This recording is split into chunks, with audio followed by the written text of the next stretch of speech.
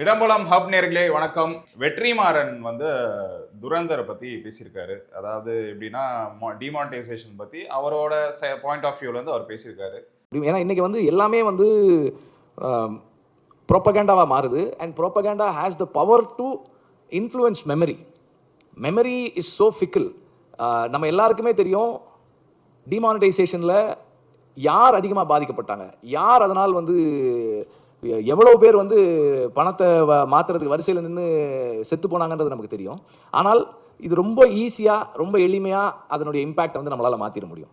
So ப்ரோப்பகேண்டாக்கு, had ப்ரோப்பகேண்டாக்கு எதிராக நாம் என்ன பண்ண முடியும்? நம்ம இந்த மாதிரியான படங்களை தான் செய்யணும். இதை பற்றி வளர்க்குறதுக்கு நம்ம கெஸ்ட் வந்திருக்காரு, அவரை வெல்கம் பண்ணிடலாம். வணக்கம். அந்த வீடியோ கிளிப் நம்ம பார்த்தோம், உங்ககிட்ட காமிச்சேன்.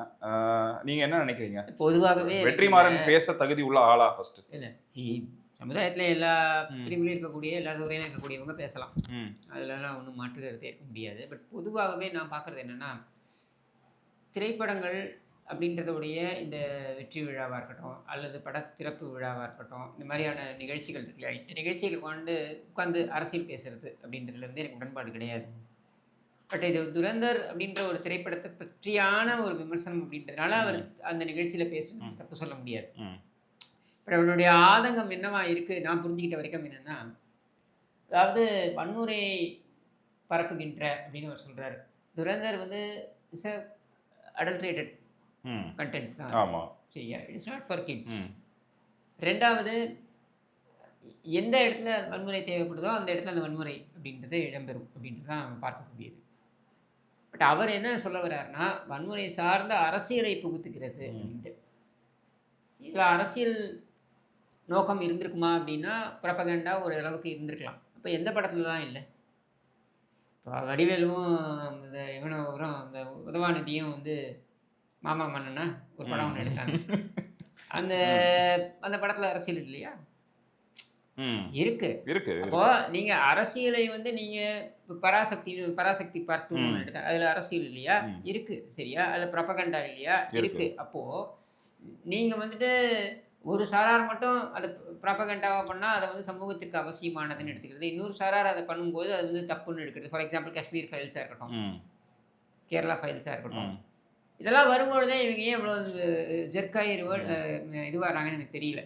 ஏன்னா நிறைய பேர் கிண்டல் பண்ணுவாங்க. ரஞ்சித், இந்த மாரி செல்வராஜ் போன்றவர்கள் படம் எடுக்கும் பொழுது ஒடுக்கிட்டாங்க, பிதுக்கிட்டாங்க அப்படின்னே இவங்க படம் எடுக்கிறாங்க அப்படின்னு சொல்லிட்டு நான் அதை ஏற்றுக்கல. நான் அதுக்கு உடன்படலை. ஏன் நான் உடன்படலைன்னா, என்னை பொறுத்த வரைக்கும் ரஞ்சித்தாக இருக்கட்டும், மாரி செல்வராஜாக இருக்கட்டும், ஒடுக்கப்பட்ட மக்களுடைய எண்ண ஓட்டங்களை பிரதிபலிப்பதாக அவங்க படங்களை எடுக்கும் பொழுது அது உங்களுக்கு கம்ஃபர்டபுளாக இருக்கலாம், இல்லாமல் இருக்கலாம். பட் ஸ்டில் ஒடுக்கப்பட்ட மக்களுக்கு அவங்களுடைய சைடு ஆஃப் ஸ்டோரி சொல்கிறதுக்கு அவங்களுக்கு எல்லா உரிமையும் இருக்குது. சரியா? அது மாதிரி ஒரு கிரியேட்டர், அதுவும் இவரும் ஒரு கிரியேட்டர் தானே, வெற்றிமாறனும் ஒரு கிரியேட்டர் தானே. அப்போ ஒரு கிரியேட்டருக்கு தன்னுடைய பார்வையை, தன்னுடைய தரப்பு பார்வையை சொல்வதற்கு உரிமை இல்லையா என்றால் இருக்குது. இது அரசாங்கம் இந்த திரைப்படத்தை தயாரித்து வெளியிட்டிருந்தால் நீங்கள் பேசலாம். சரியா? ஒரு திரைப்படத்தை ஒரு ஒரு இயக்குனருக்கு இந்த பார்வை தான் இருக்கணும், இன்னொரு பார்வை இருக்கக்கூடாதுன்னு சொல்கிறதுக்கு நீங்கள் யார்? அப்போ அந்த இடத்துலையே நீங்கள் கருத்து உரிமை, பேச்சு உரிமைன்னு சொல்கிறீங்க இல்லையா, அதுக்கு எதிராக நீங்களே நிலைப்பாடு எடுக்கிறீங்கன்னு தான் நம்ம பார்க்க வேண்டியதாக இருக்குது. So that is one way of looking at. ரெண்டாவது, டிமானிட்டைசேஷன் பற்றி அவர் பேசும்பொழுது, டிமானிட்டைசேஷனை பொறுத்த வரைக்கும் whether it is a success or failure அப்படின்றது இட் இஸ் டிபேட்டபிள். சரியா? பட் வாஸ் இட் ரிக்வயர்ட் அப்படின்னா, நம்ம ஓட்டு போட்டு ஒரு ஆட்சியாளரை கொண்டு உட்கார வைக்கிறோம். அந்த ஆட்சியாளர் ஒரு முடிவை எடுக்கிறார். அந்த முடிவு எடுக்கும் பொழுது அந்த முடிவு நமக்கு ஏற்புடையதாக இருக்கோ இல்லையோ, ஆனால் அந்த சமயத்தில் அந்த முடிவை எடுப்பதற்கான அதிகாரம் அந்த ஆட்சியாளருக்கு இருக்குது. They have the mandate. சரியா? அப்போ டிமானிட்டைசேஷனை பொறுத்த வரைக்கும் இதை கொண்டு வரலாமா கூடாதா அப்படின்றது சட்ட நிலையில், சட்டமாக பார்த்தீங்கன்னாக்கா, can the government bring this அப்படின்றது கோர்ட் வரைக்கும் போச்சு. கோர்ட் இல்லை, கவர்மெண்ட்டுக்கு ஃபுல் அத்தாரிட்டி இருக்குதுன்னு சொல்லிட்டாங்க. நான் be that as it may. Demonetisation success ஆச்சா அப்படின்ற கேள்வியை நீங்கள் கேட்பீங்கன்னா, நான் டிமானிட்டைசேஷன் வந்த பொழுதே நான் சொன்னது என்னென்னா, டிமானிட்டைசேஷன் அப்படின்றது ஒரு நபர் ஒரு ஒரு முயற்சியை மேற்கொள்வது மட்டும் கிடையாது. அது எல்லா இடத்துலையும் பர்க்குலேட் ஆகும். உதாரணத்திற்கு இப்போது நம்ம பார்த்தோம், நிறைய பேங்க்கில் வங்கிகளில் பார்த்தீங்கன்னாக்கா அங்கே இருக்கக்கூடிய அதிகாரிகள் இதை பணம் மாற்றுறதுக்கான ரூல்ஸை வந்து பைபாஸ் பண்ணி ஆமா, நிறைய பேர் கமிஷனுக்காகலாம் கமிஷனுக்காகலாம் பண்ணாங்கன்றதெல்லாம் நம்ம பார்க்குறோம். ஸோ இதெல்லாம் வந்து நரேந்திர மோடி வந்து ஒரு பேங்க் கிளர்க் பின்னாடி உட்காந்தோ இல்லை பேங்க் கேஷியர் பின்னாடி உட்காந்தோ வந்து மேற்பார்வை செய்ய முடியாது. சரியா? பட் ஒரு பாலிசியாக அவங்க கொண்டு வராங்க. அந்த பாலிசி இம்ப்ளிமெண்ட் ஆகணும். ஒவ்வொரு பிரதமர்களும் இந்த மாதிரி நிறைய பாலிசிஸை கொண்டு வந்திருக்காங்க. இந்த பாலிசிஸை இம்ப்ளிமெண்ட் பண்ணணும்னு நினைக்கிறாங்க. சரியா? அது உண்மையாகவே அந்த பெனிஃபிட்டு கிடைச்சிருக்கா அப்படின்னா அது டிபேட்டபிள். பட் அது சக்ஸஸ் ஆகலைன்றது நம்ம பெருமைப்படுறதுக்கு எதுவுமே கிடையாது. ஏன்னா நோக்கம் ப்ரோபிட்டி இன் பாலிட்டிக்ஸ்ன்ற மாதிரி ப்ரோபிட்டி இன் என்ன சொல்கிறது, நம்மளோட டிரான்சாக்ஷன்ஸ் அப்படின்னு தான் இதை கொண்டு வரோம். அதாவது டிரான்சாக்ஷனில் ஓரளவுக்கு நம்ம வந்து வெளிப்படைத்தன்மையை கொண்டு வரணும் அப்படின்றத தான் நோக்கமாக வைத்திருக்கு. அப்படின்னா அதை எப்படி அவங்க ஏமாற்றிட்டாங்க பாருங்க அப்படின்னு நீங்கள் சொல்ல போகிறீங்கன்னா அதில் சிரிக்கிறதுக்கோ பெருமைப்படுறதுக்கோ எதுவும் கிடையாது என்னை பொறுத்த வரைக்கும். சரியா? அது 2017 வந்தது. 2016 நவம்பரில் டிமானிட்டைசேஷன் அறிவிக்கப்பட்டது. 2019 பாஜக 2014 பெற்றதை விட அதிகமான வாக்குகளை பெற்று ஆட்சிக்கு வந்தது. எக்ஸாக்ட்லி. சரியா? அப்போ மக்கள் டிமானிட்டைசேஷனை ஒரு விஷயமாக மக்கள்கிட்ட கொண்டு போய் ஒரு பிரச்சாரமாக முன்னெடுத்ததை மக்கள் நிராகரித்தார்கள். அப்போ மக்கள் நம்புகிறார்கள். யாரை நம்புகிறார்கள்? நரேந்திர மோடியை நம்புகிறார்கள். எதற்காக நம்புகிறார்கள்? அவர் நல்ல ஒரு நோக்கத்துடன் தான் அதை செய்திருக்கிறார் அப்படின்னு சொல்லிட்டு. இப்போது டிமானிட்டைசேஷன் நிறைய பேர் ரோடில் வந்து போய் நின்றுட்டு இருந்தாங்க. அதில் 2-3 பேர் இறந்துட்டாங்க. ஒரு 2-3 பேரில் நிறைய பேர் இறந்துட்டாங்க அப்படின்றது வந்து சொல்லப்பட்டது. ஒரு மாநிலத்திலையும் தகவல் வந்தபடி இருந்தது. சரி, உங்கள் திரைப்படங்களை பார்த்து வன்முறையில் யாரும் ஈடுபடுறது இல்லையா? உங்கள் திரைப்படத்தில் நீங்கள் காட்டக்கூடிய வன்முறை நீங்கள் என்ன ஜஸ்டிஃபை பண்ணுறீங்க? இந்த திரைப்படங்கள்லாம் நாங்கள் வந்து சமுதாயத்தில் நடக்குதோ அதுதான் நாங்கள் பிரதிபலிக்கிறோம்னு சொல்கிறீங்கல்ல. நீங்கள் பிரதிபலிக்கிறதுல நீங்கள் வந்து மிகைமைத்தனத்தோடு நீங்கள் செய்கிறது இல்லையா? எக்ஸாஜரேஷனோட நீங்கள் காட்டுறது இல்லையா? இதை பார்த்து எத்தனையோ இளைஞர்கள் மாறுறது இல்லையா? நீங்கள் கேரிகேச்சரிங் கொண்டு வரீங்கல்ல. அப்போ அதில் எவ்வளோ நீங்கள் காட்டுறீங்க, வன்முறையை காட்டுறீங்க. அதில் வந்து மக்கள் வந்து யாரும் அதில் இளைஞர்கள் முக்கியமாக அதனால் இன்ஃப்ளூயன்ஸ் ஆகிறது இல்லையா? உங்களுடைய திரைப்படத்திற்காக போய் நிற்கிறாங்களே, லைன் கட்டி நிற்கிறாங்களே, அந்த திரைப்படத்தெல்லாம் பார்க்கணும் அப்படின்னு சொல்லிட்டு அதில் வந்து ஏன் நம்ம பார்த்தோம். இப்போ கூட சமீபத்தில் அஜித் படமாக ஏதோ ஒரு படம் வந்தபோது அந்த பேனர் கீழே வந்து ஒரு பேனர் மேலே ஏறினதுக்காக கீழே வந்து இறந்து போயிட்டாங்க ஒரு பையன் நம்ம பார்த்தோம். எதுக்கு சொல்ல வரேன்னா இதெல்லாம் நடக்கிறது இல்லையா? அப்போது நீ எப்படி ஜென்ரலைஸ் பண்ணுவ? ஒரு பாலிசி கொண்டு வரோம். 140 கோடி மக்கள் தொகை இங்கே. சரியா? அது 140 கோடி மக்கள் தொகையில் பணம் புழங்கக்கூடிய மக்கள் தொகையை குழந்தைகளை வெளில எடுத்துங்க. நான் சொல்கிறது 140 கோடி மக்கள் தொகையில் கிட்டத்தட்ட 100 கோடிக்கு மேலே மக்கள்கிட்ட பணம் புழங்கி கொண்டிருக்கிறது. அப்படி இருக்கும் பொழுது இந்த 100 கோடிக்கு மேலே இருக்கக்கூடிய மக்கள்கிட்ட புழங்கக்கூடிய அந்த பணம் இருக்குது பாருங்க, இதை டிமானிட்டைஸ் பண்ணி இதை வந்து மாற்றணும் அப்படின்னா அது என்ன உங்களுக்கு சிரமமே இல்லாமல் ஈஸியாக நடந்துருமா? இப்போ நம்ம யோசிச்சு பாருங்கள். இன்றைக்கி நம்ம வந்து ஒரு சின்ன கடைக்கு போகிறோம், இல்லை ஒரு ரோட் சைட் ஷாப்புக்கு போகிறோம். அந்த டிஜிட்டல் இதெல்லாம் யூபிஐயில் தான் நடந்துக்கிட்டு இருக்கு. அப்போது இந்த டிஜிட்டல் டிரான்சாக்ஷன்ஸ்லாம் எப்போ வர ஆரம்பிச்சு? டிமானிட்டைசேஷனுக்கு அப்புறம் தான் இது அதிகரிச்சு அப்படின்றத நம்மளால் பார்க்க முடியும். வேர்ல்ட் வைட் அப்ரிஷியேட் பண்ணாங்க. சரியா? அண்ட் ஹையஸ்ட் டிரான்சாக்ஷன்ஸ் இங்கே தான் நடந்துக்கிட்டு இருக்கு. இது எத்தனை பேருக்கு பயன் ஆகுது? இது எத்தனை பேரை ட்ராக் பண்ண முடியும்? உதாரணத்துக்கு இப்போ ஜிஎஸ்டின்னு சொல்கிறாங்க இல்லையா? இப்போ ஜிஎஸ்டி வந்ததுக்கப்புறம் ஜிஎஸ்டியோடைய அந்த ரூல்ஸ் வந்து இம்ப்ளிமெண்ட் ஆனதுக்கப்புறம் நீங்கள் பார்த்தீங்கன்னாக்கா இந்த பில்லிங்லலாம் ஏமாற்று வேலை பண்ணக்கூடிய நிறைய வந்து மாட்டாங்க. ஆமாம் ஆமாம், டிரான்ஸ்பரன்சி கிரியேட் ஆகுது. சரியா? இப்போ அப்சல்யூட்டாக டிரான்ஸ்பரன்சி வந்து எல்லாரும் நல்லா ஆயிட்டாங்களன்னா அதுக்கு ஒட்டுமொத்த சமுதாயமும் ஒத்துழைக்கணும். இப்போ நான் பிரதமர் மோடி எடுக்கிற எல்லா முடிவும் சரி அப்படின்னு நான் கொடி பிடிக்கிறதுக்காகவோ இல்லை மோடியோட பிரச்சாரக்காகவோ நான் அதை பேசலை. பட் நான் எப்படி இதை பார்க்கணுன்னா, டிமானிட்டைசேஷன் வந்து ஃபெயிலியர்னு நீங்கள் ஆர்கியூ பண்ண போகிறீங்கன்னா அது ஃபெயிலியர் ஆனதுக்கான காரணம் வந்து உங்களுடைய கூற்றுப்படி அது ஃபெயிலியர் என்றால் அதற்கான காரணம் நாம் எல்லாரும் தான். ஒரு நரேந்திர மோடி மட்டும் மாற்றிட முடியாது. சரியா? அப்போ எல்லாரும் தானே காரணம். நான் இப்போ ஷார்ட்கட் மெத்தட் எடுக்கணும்னு நான் ட்ரை பண்ணுறேன். எங்கிட்ட இருக்க ரூபா நோட்டை வந்து இன்னொருத்தர வழியாக வச்சு நான் மாற்றணும்னு நான் ட்ரை பண்ணேன். அதில் வந்து கமிஷன் நான் கொடுக்குறேன் அப்படின்னா அப்போ எங்கிட்ட இருக்க பணம் கணக்கில் வராத பணம் இல்லையா? அப்போ அதனால அப்போ அந்த ஷார்ட்கட்டுக்கு யார் உதவுறாங்க, யார் துணை போகிறாங்க? இன்னொருத்தர் அவர் பேரில் வாங்குறதுக்கு அவர் துணை போகிறாரு. இன்னொருத்தங்க அந்த பேங்க் கவுண்டரில் இருக்கிறவங்க அவங்க துணைக்கு போகிறாங்க. அப்படின்னா இதில் பெருமைப்பட என்ன இருக்குது? சிரிக்க என்ன இருக்குது? இல்லை நரேந்திர மோடியை விமர்சனம் பண்ண என்ன இருக்கு? ஒரு சமுதாயமா, ஒரு கலெக்டிவ் சமுதாயமா நாம வெட்கி தலை குனியணும். நாம ஒத்துழைச்சு நாம எல்லாரும் அந்த பணத்தை மாற்றி அதுக்கப்புறம் அது ஃபெயிலியர் அப்படின்னு நீங்கள் ஒரு ஆர்குமெண்ட்டை வைப்பீங்கன்னா நான் ஏற்றுக்கிறேன். சரியா? நீங்கள் ஃபெயிலியர்னு சொல்கிறதுக்கான முதல் ஸ்டெப்பே என்னென்னா கருப்பணம் ஒழிஞ்சிருச்சா அப்படின்ட்டு. இதுக்காக நடவடிக்கை எடுக்காமல் அரசாங்கம் இருந்துட முடியுமா? அரசாங்கம் நடவடிக்கை எடுக்காமல் இருக்க முடியுமா? இல்லை முயற்சி மேற்கொள்ளாமல் இருக்க முடியுமா? இன்றைக்கி போதை புழக்கம் இங்கே எல்லா இடத்துலையும் இருக்குது. இந்த போதை புழக்கத்தை கம்ப்ளீட்டாக நம்ம வந்து காலி பண்ணணும், அதாவது இது ஒழிக்கணும் அப்படின்னு நம்ம நினைக்கிறோம். சரியா? இதுக்கு நடவடிக்கை எடுக்கிறோம். அந்த அந்த நடவடிக்கை எடுக்கும்பொழுது அதை மீறியும் போதை கலாச்சாரம் இங்கே இருக்குது அப்படின்னா அப்போது இங்கே என்ன நம்ம சொல்லணும்? இதுதான் நம்ம இந்த அரசாங்கத்தை பற்றி சொல்கிறோம். Collective failure.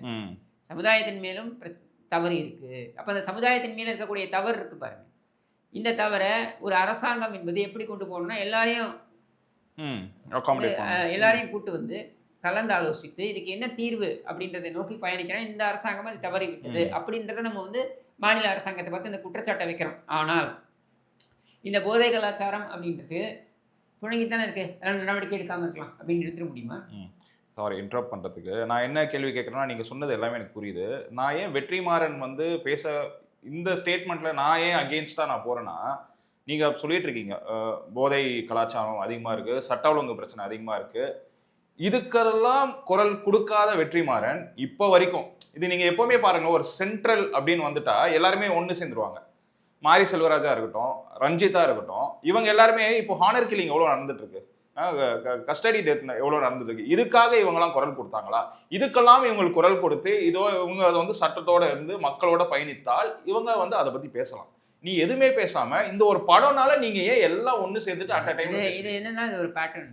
அதாவது மத்திய அரசாங்கம் முக்கியமாக மோடி அரசாங்கம் வந்ததுக்கு அப்புறத்துலேயும் பார்த்தீங்கன்னாக்கா மோடி எதிர்ப்பு அப்படின்றத வந்து ஒரு ஒரு ஒரு தீவிரமாக வந்து கொண்டு போகிறதுக்கு எல்லா இடத்துலையும் கொண்டு போகணும் அப்படின்றதான் அவங்களுடைய எண்ணம் ஓட்டம். சரியா? இன்னைக்கும் மோடிக்கு எதிராக யார் கருத்து தெரிவிச்சிருக்காங்க, நாளைக்கும் மோடி எதிராக யார் ஏதோ ஒரு இதில் ஏதோ ஒரு வகையில், அது இதான் அப்படின்னு நம்ம சொல்ல வேண்டிய அவசியம் இல்லை. ஆனால் ஏதோ ஒரு பிரபலத்தை வச்சு கருத்து தெரிவிக்கணும் அப்படின்றது தான் அவங்களுடைய வேலை. முன்னாடி சூர்யா வச்சு பண்ணிட்டு இருந்தாங்க, ஜோதிகா சூர்யா மரண அடி வாங்கினாங்க. எல்லா படமும் அவங்க வந்து ஊரை விட்டே ஓடிட்டாங்க, காலியாக ஆரம்பிச்சு. சரியா? அப்போ அவங்க புரிஞ்சுக்கிட்டாங்க. ஏன்னா மக்கள் வந்து இன்னைக்கு 2016 17 இருந்த மோடி எதிர்ப்பு அப்படின்றது இன்னைக்கு வந்து தமிழ்நாட்டில் இருக்கா அப்படின்னா அந்த அளவுக்கு கிடையாது.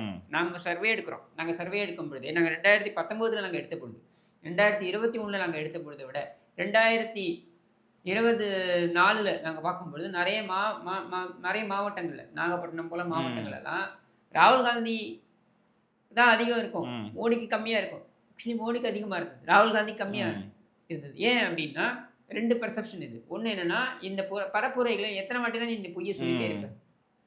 மக்கள் ஏதோ ஒரு இடத்துல பயனாளிகளாக இருக்காங்க. இந்த மத்திய அரசாங்கத்துடைய திட்டங்களுக்கு மக்கள் பயனாளிகளாக இருக்காங்க. உதாரணத்துக்கு இப்போ இந்த 6000 ரூபாய் அந்த விவசாயிகளுக்கு கொடுக்கக்கூடிய இதெல்லாம் வந்து நேரடியாக டைரக்ட் பெனிஃபிட் ட்ரான்ஸ்ஃபர் அவங்களுக்கு வருது. அப்போ 2021 அந்த 10 லட்ச ரூபா காப்பீடு கூட யாருக்கும் தெரியாது ப்ரோ, அது கூட நம்ம பேசியிருக்கோம். அதெல்லாமே இதெல்லாம் இப்போ இதெல்லாம் தெரிய ஆரம்பிச்சிருச்சு. மருந்துகள் நீங்கள் நான் வந்து இங்கே பேசிகிட்டு இருந்தேன், சேலம் போயிருந்த பொழுது அங்கே ஒரு நபர்கிட்ட பேசிகிட்டு இருக்கேன். அப்போ அவர் ஒரு அட்வொகேட்டு, அவர் பேச்சுவாக்கில் சொல்கிறார், சார் இந்த மோடி திட்டத்துக்கு கீழே அந்த மருந்தில் கம்மியாக கிடைக்குது சார், நாங்கள் அந்த கடையில் போய் வாங்கினோம்னா எங்களுக்கு கம்மியாக கிடைக்குது அப்படின்னு சொல்லிட்டு. சரி, இதெல்லாம் அப்போ அவங்களுக்கு புரியுது, தெரியாமலாம் இல்லை. இப்போது தேர்தல் பிரச்சாரம் ஆரம்பிச்சிருச்சு, சட்டமன்ற தேர்தல் பிரச்சாரம் ஆரம்பிச்சிருச்சு இல்லை. இப்போ அதிமுக வாக்குறுதி கொடுத்துருக்கு, 10,000 ரூபாய் கொடுத்துருக்கு, ஃப்ரிட்ஜு கொடுக்குறேன்னு சொல்லியிருக்காங்க இல்லையா. இந்த வாக்குறுதிகள்லாம் என்ன பேசுகிறாங்க தெரியுமா மக்கள்? அவங்க மோடி இருக்காருல்ல, அவர் கண்டிப்பாக கொடுப்பாரு, மோடி எடப்பாடியாருக்கு உதவுவார் அப்படின்றத அவங்க அப்போ அந்த அளவுக்கு ஒரு கிராமத்தில் பேசுகிறாங்கன்னா எந்த அளவுக்கு அந்த இம்பாக்ட் இருக்குன்றது பாருங்க. அதாவது மோடி வந்து கெட்டவர், வில்லன் அப்படின்றத நீ கட்டமைக்கணும்னு நீ நினைச்சாலும் கூட எவ்வளவுதான் நீ கட்டமைப்ப?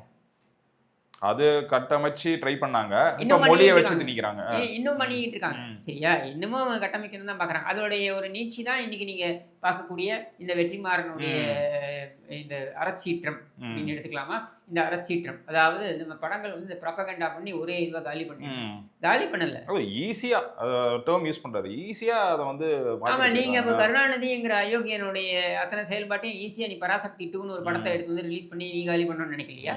சரியா? அப்போ அப்படின்னும் பொழுது நீ ஒயிட் வாஷ் பண்ணுறல, இப்போ கருணாநிதியுடைய அயோக்கியத்தனத்தெல்லாம் நீ ஒயிட் வாஷ் பண்ணி கொண்டு வரலையா? அப்போ ஒவ்வொரு படத்துலையும் இந்த மாதிரி ஏதாவது ஒன்று முயற்சி செய்ய தான் படுது. சரியா? அப்படி இருக்கும்பொழுது அதை ஏன் நீங்கள் வந்து துரந்தருக்கு மட்டும் நீங்கள் ஒரு இதுவாக பார்க்குறீங்க? நான் அந்த படத்தை பார்க்கல. இல்லை ப்ரோ, நான் துரந்தர் படம் இது ப்ரொபகேண்டா. அது ஃபர்ஸ்ட் நாட்டில் நீங்கள் சொன்னீங்க பிரதமர் எடுக்கிற முடிவு. ஸோ பிரதமர் எடுக்கிற முடிவுனா அது கம்பைன்டு கவர்மெண்ட், இந்தியன் கவர்மெண்ட் எடுக்கிற முடிவு தானே. இவங்க திருப்பியும் அந்த பாயிண்ட் என்ன பண்றாங்க, மோடியை புகழ்ந்து பேசுறாங்க.